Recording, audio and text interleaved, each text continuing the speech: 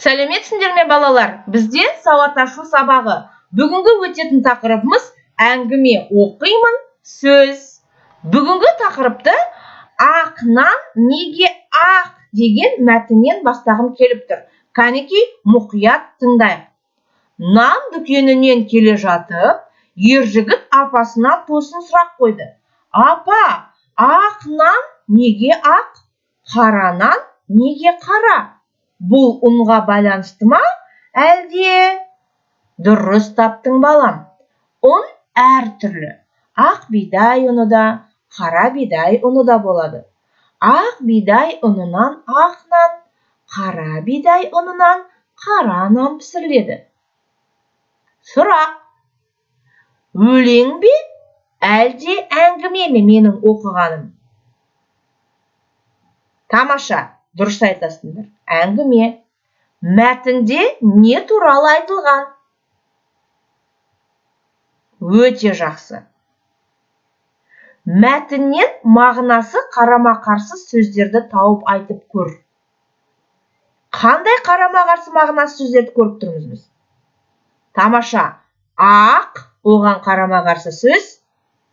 Қара. Тағы да?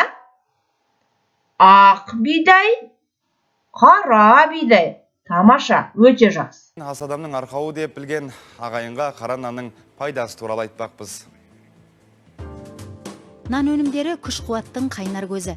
Яғни адам өмірінде нанның алар орны ерекше.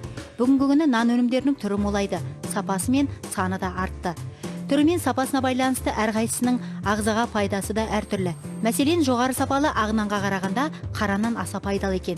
Өйткені жоғарғы сортты үлпілдеген ақ нанның қуаттылығы аз, биологиялық, минералды құндылықтары мен дәрумендері қара нанмен салыстырғанда өте төмен болып келеді. Егер сендерге бейне жазба ұнаса, сендер нан деген өлең жолдарын қуана-қуана жаттап аласыңдар деген ойдамын. Ерте тұрып таңнан пісірді апам ақ нан, кетер емес әлі таңдайымнан дәмі. Балалар, осы өлең жолдарында қарамен жазылған ерекше сөз бар ма? Я, ерте деген сөз қарамен жазылыпты. Ерте сөзіне қарама-қарсы мағынасы бар сөз таба аламыз ба? Тамаша. Ерте, кеш. Суреттегі көкөністердің таласын диалог арқылы жүзеге асырып көрейік. Охо, бізде қызылша өзіншемен мақтанып тұр екен.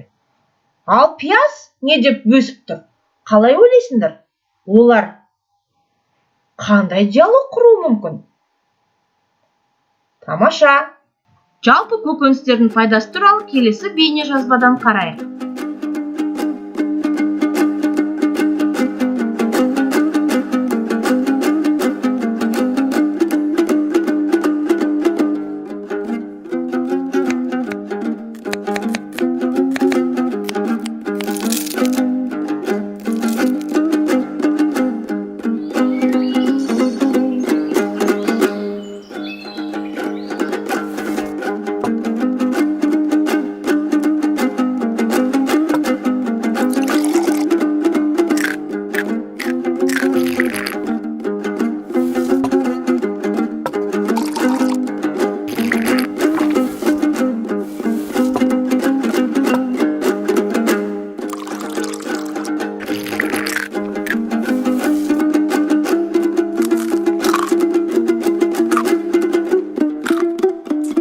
Қарсы мағына беретін заттарды ата.